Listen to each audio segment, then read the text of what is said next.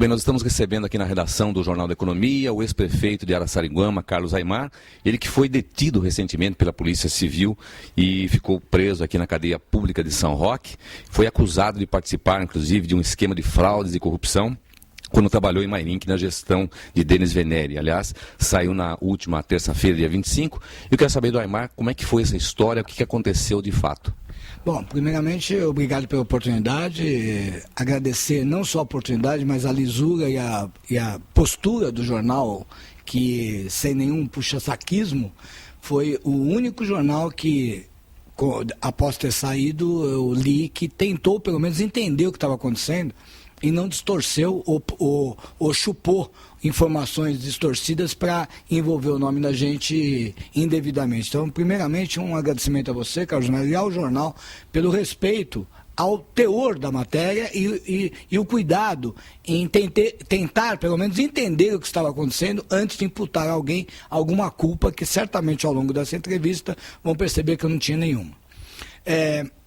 A polícia que me deteve foi a polícia de Mairink. Eu não estava sendo investigado em nenhum momento, não tinha telefones grampeados, nada disso. Isso que saiu é tudo conversa, né? O que aconteceu foi que a polícia de Mairink estava investigando uma suposta quadrilha de fraudes em licitação e corrupção na administração pública do ex-prefeito Denis. Já há 2 anos. Eu saí da prefeitura, trabalhei apenas por 8 meses, minha função era tentar atrair empresas para a cidade, diante do meu conhecimento político, da minha influência com empresários, com a Fiesp, com a Ciesp, enfim, empresários que procuravam a cidade, ficaram bem-vindos por conta de uma lei de incentivos fiscais que existe na cidade, não por conta do meu bel prazer. Então a minha função era essa, saí em março de 2010. Com essa vinda de empresas, o Aimar ganhava alguma coisa em cima disso? Tinha algum pagamento? Ganhava politicamente muito. Cada empresa que trouxemos, foram mais de 19, gerou centenas de empregos. Eu vivo de política. Eu poder dizer num palanque que trouxe 116 empresas para Araçariguama, que passei o orçamento de 8 milhões para 120 milhões, e poder dizer que contribuí com a cidade de Mairink e com a região, ao trazer 19 empresas para Mairink em apenas 8 meses, tem a impressão e convicção de que politicamente eu ganho. Agora, financeiramente, ganhar o quê? Eu ganho, meu prestígio é político, eu vivo da política. Eu vivo da política, da minha imagem. E é por isso da minha indignação, porque eu acabei sendo envolvido numa suposta história. E aqui eu quero fazer uma referência muito importante à atuação das delegadas, que não podiam fazer outra coisa, diante das supostas gravações que elas ouviram das outras pessoas, das coisas que elas ouviram, e no meio disso aparece uma ligação em setembro de 2012, agora, recentemente, durante a eleição, onde eu falo para o Marquinhos, chefe de gabinete, que estava em Barueri, pegando bandeirinhas, se ele queria levar, pegando bandeirinhas, para ver se ele queria levar para o Denis, para ver se o Denis queria fazer em Mairink.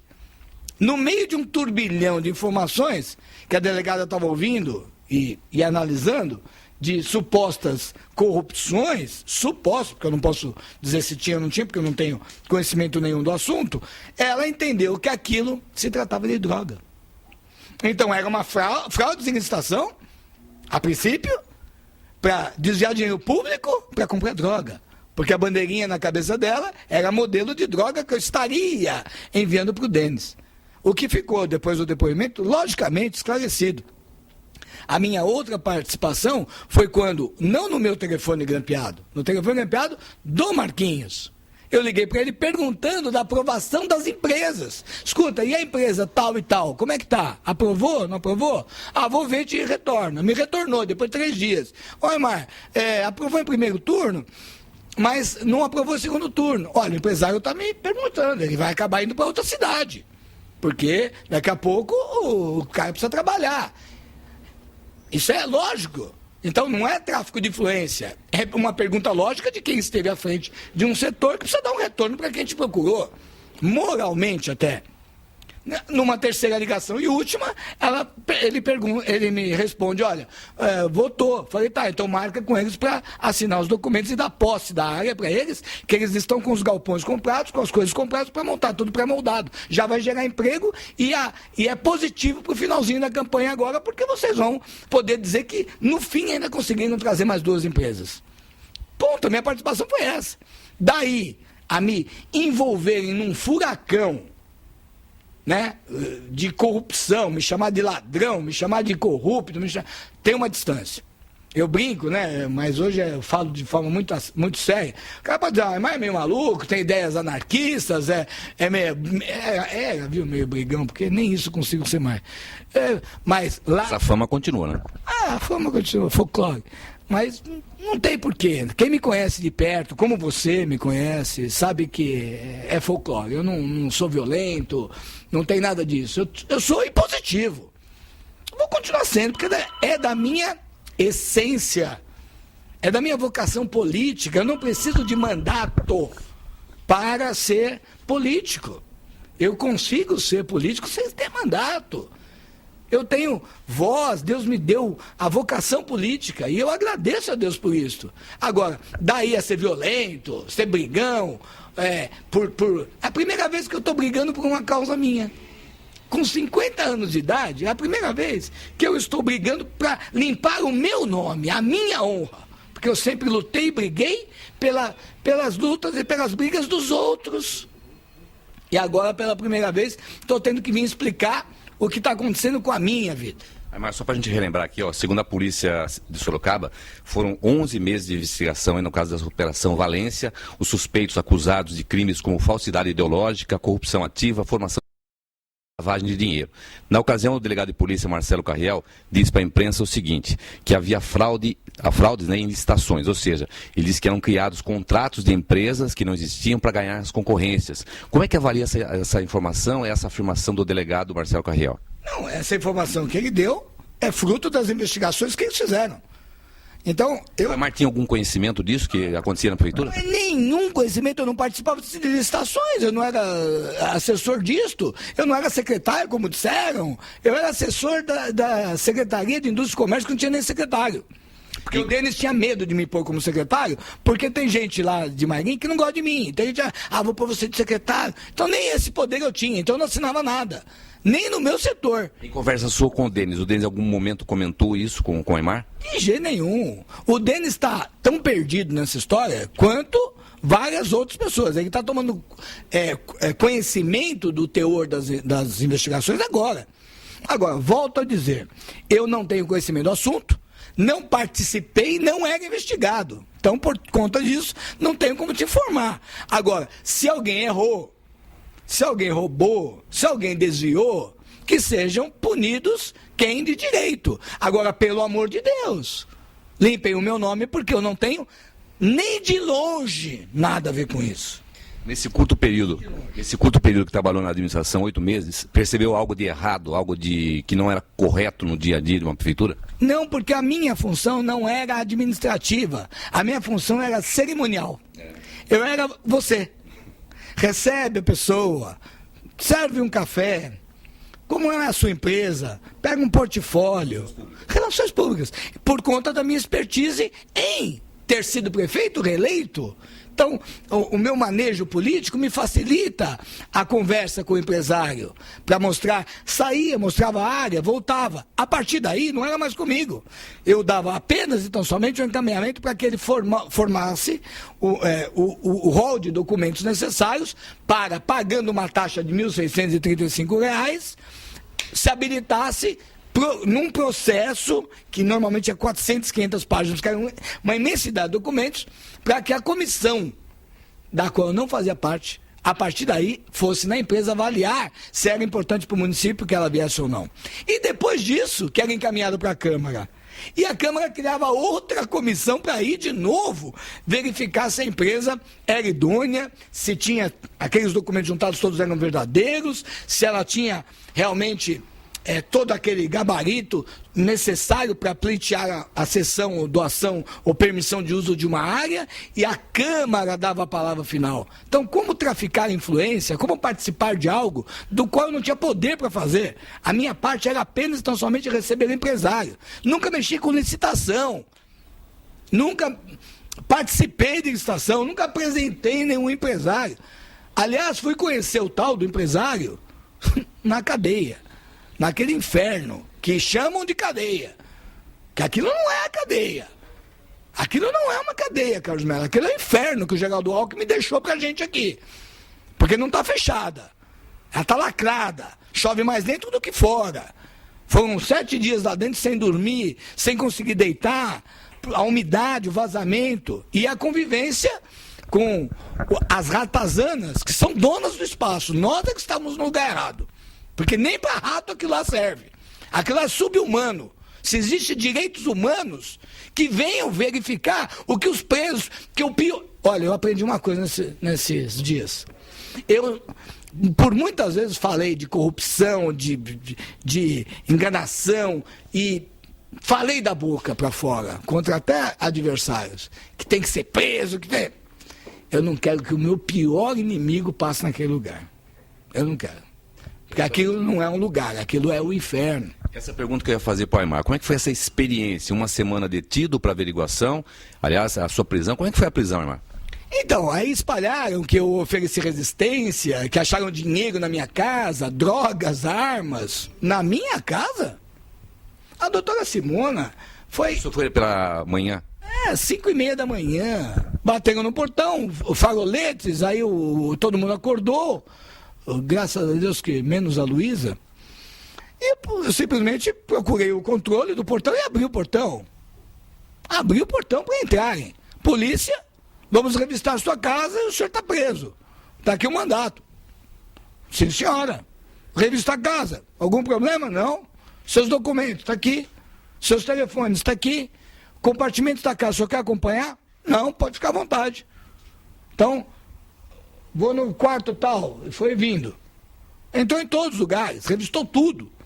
Não teve nada de arma. Aliás, perguntou se eu tinha armas em casa. Porque um dos policiais disse lá, e aquela arma que você tentou matar o Binho? Olha que história louca. Aquela história da campanha que o Binho me cercou com um cacetete para me agredir, achando que eu estava distribuindo jornal, não tinha nada a ver com o negócio de jornal. Ele veio em Araçariguama. Então já tinha gente lá perguntando de arma, da época da campanha, que teria... Já junta tudo. É para dar a conotação da violência.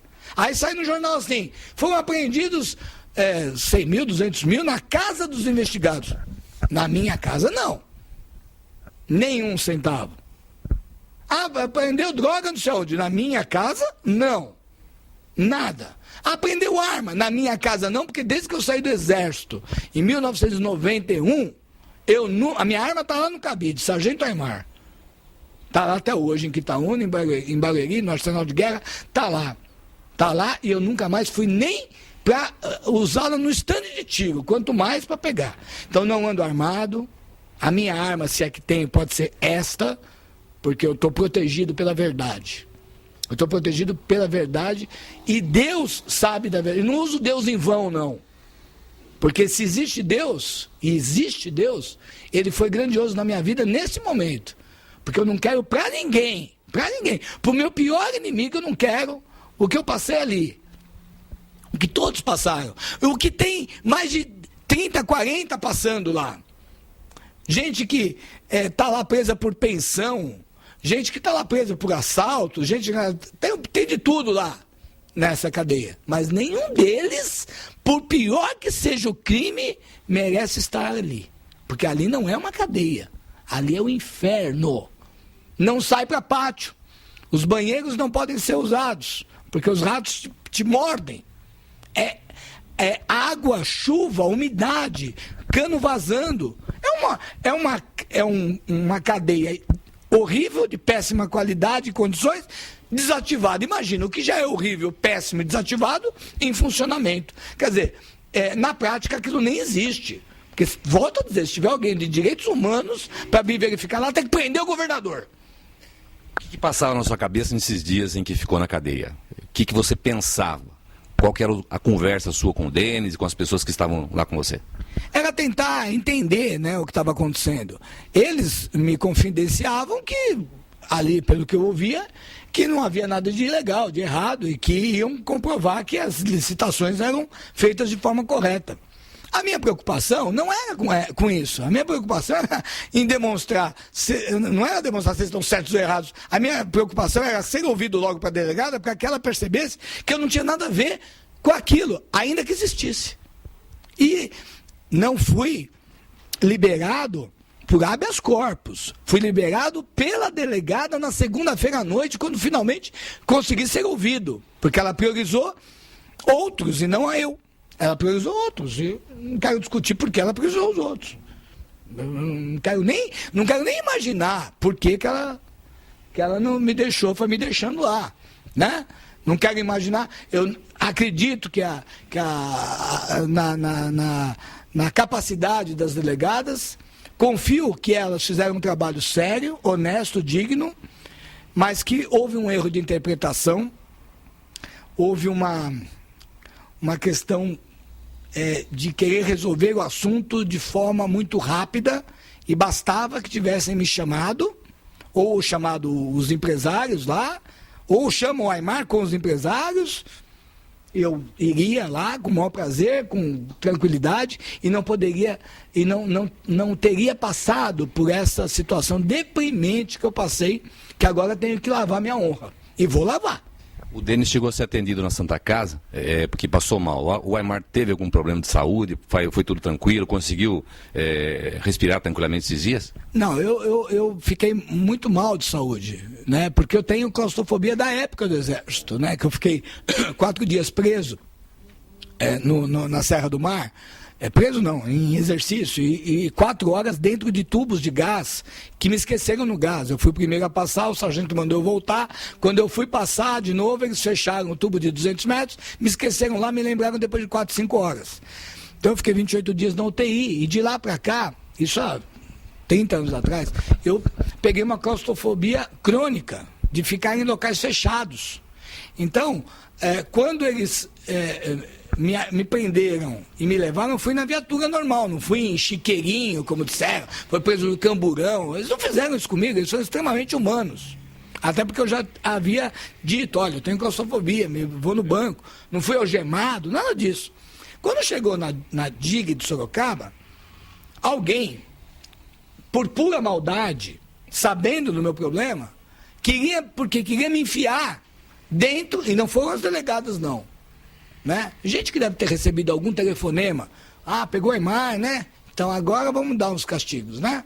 A gente sabe que tem disso na política, viu? E fique tranquilo, fique em paz. Deus resolve isso daí, não serei eu.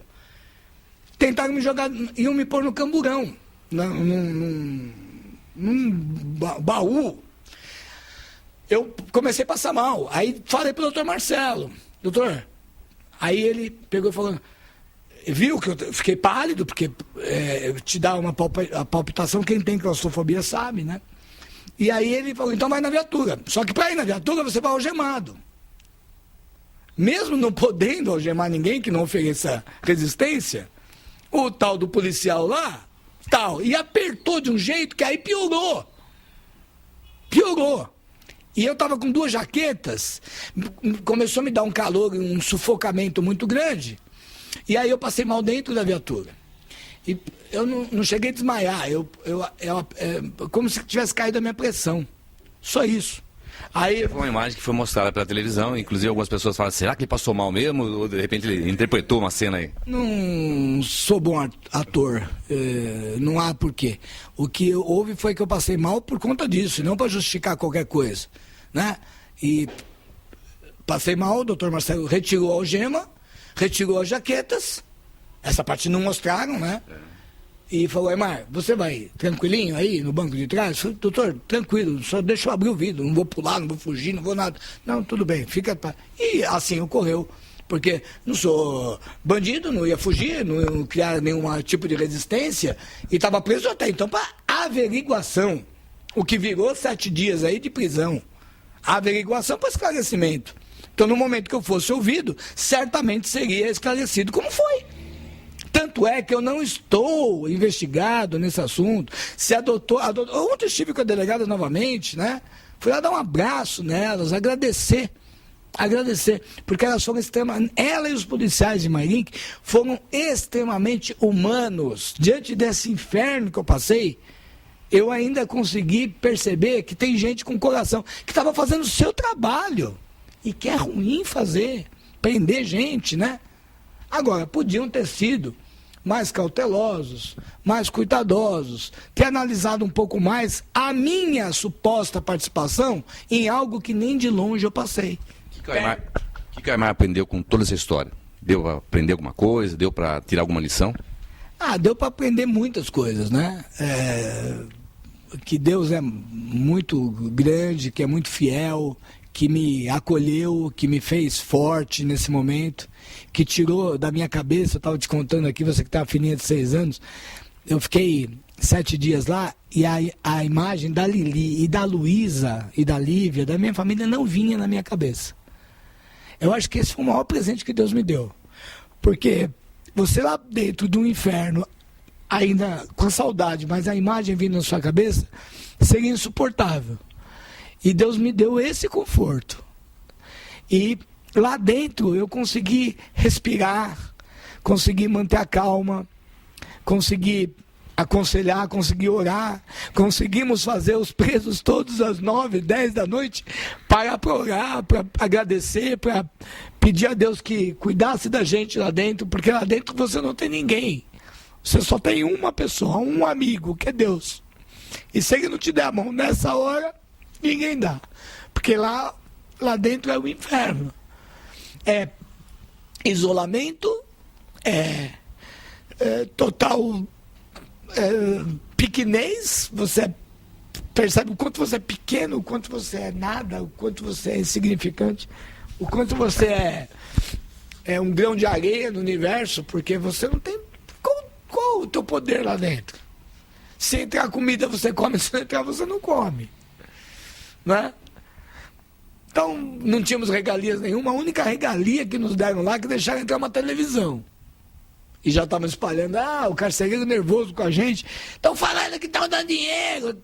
E pau. Estão falando que tem frigobar. Não tem nem o que comer. Só se a gente começar a matar os ratos para comer. Porque o que mais tinha lá é rato barato. Então, essa situação deprimente, que eu acho que deveria servir agora para a gente também parar para pensar. Nesse momento de tantas manifestações, presos são pessoas que sejam separadas de potencialidade e que tenham o direito de ser presos em locais com a mínima condição humana de sobrevivência, que não é o caso dessa coisa que o Geraldo Alckmin deixou em São Roque. Isso não é uma cadeia. Aquilo é uma câmara de gás, aquilo é um nazismo. Aquilo é levar as pessoas para o corredor da morte. Será que ninguém vai falar nada? Você falou no teu jornal. Cadeia fechada? Fuga? Como assim? Cadeia fechada, fuga. Aí depois que você falou aquilo, sem saber, piorou. Porque além de tudo, confinado não tem pátio. E não tem janela. E os últimos 2 dias nós não dormimos nem 1 hora, porque nós ficávamos em pé nos protegendo da chuva lateral que entra a chuva do teto e a chuva lateral. Então você ficava num canto, se protegendo com o colchão. Isso é cadeia? Ou isso é tortura? Então, a mesma promotoria que eu apoio, a mesma polícia que eu apoio, o mesmo judiciário que eu apoio suas atitudes, porque é a função deles investigar, coletar informações, punir, prender, essa mesma polícia, Ministério Público e Judiciário precisa tomar alguma atitude. Porque isso aí não serve para ninguém, nem para bicho. Isso que tem aí em São Roque. Não serve. Isso não é cadeia. Isso é nazismo, é câmara de gás. É câmara de extermínio de pessoas. Você fica sem moral, sem dignidade, porque está preso. E ainda em condições subhumanas, isso é prisão ou é tortura? Precisa alguém falar a respeito disso. E agora, engraçado, né? Há menos de 20 dias atrás, 30 dias atrás, caçamos um prefeito por corrupção na minha cidade. Que ficou demonstrado 12 milhões de desvios da saúde e da educação em função de um programa social que era em benefício da sua campanha, caçado, condenado, está lá. Está lá. Pouquíssimos jornais da região deram a notoriedade que deram para esse caso agora. E são 12 milhões. No ano de eleição, 5 milhões e meio. Da saúde e educação. Quando roubou o dinheiro da saúde e da educação, alguém morreu por falta de saúde e educação. E eu que sou corrupto? Estou brigando, estou batendo de frente com essa loucura que o governador quer trazer para Araçariguama, o tal do cadeião. Ainda mais agora, que eu vi o que se transforma um cadeião. Vou querer na minha cidade? Ah, mas o cadeião é para o Aimar. Para mim não, porque eu não sou bandido. Para mim não, porque eu não sou corrupto. Mas nem bandido e nem corrupto, ninguém merece estar numa cadeia daquele nível. Cadeia também precisa ser uma coisa para regenerar. Quem cometeu um crime precisa ser regenerado. Precisa ser devolvido à sociedade regenerado. Essa é a finalidade de uma pena. Não mandar o cara para um local de extermínio, onde ele vai se esfacelar enquanto ser humano e vai sair pior do que entrou. Vai sair pior. Porque a convivência ali dentro é horrível. A promiscuidade, os ratos, a falta de higiene, tudo isso tem em todas as cadeias. Imagina uma cadeia fechada como foi essa. Só uma curiosidade, Aimar, eu estou vendo aqui que você está de terno verde claro, gravata verde claro, a camisa tem tom de verde também, o lenço seu era verde, que eu observei agora aqui também, o jornalista fica atento a tudo, né? Como é que foi na cadeia? A gente sabe que você tem essa paixão pelo verde, não sei se por causa do exército, ou qual o motivo seria. Na cadeia você usou verde ou não? Usei. Eu só tenho roupa verde, cueca é verde, meu agasalho é verde.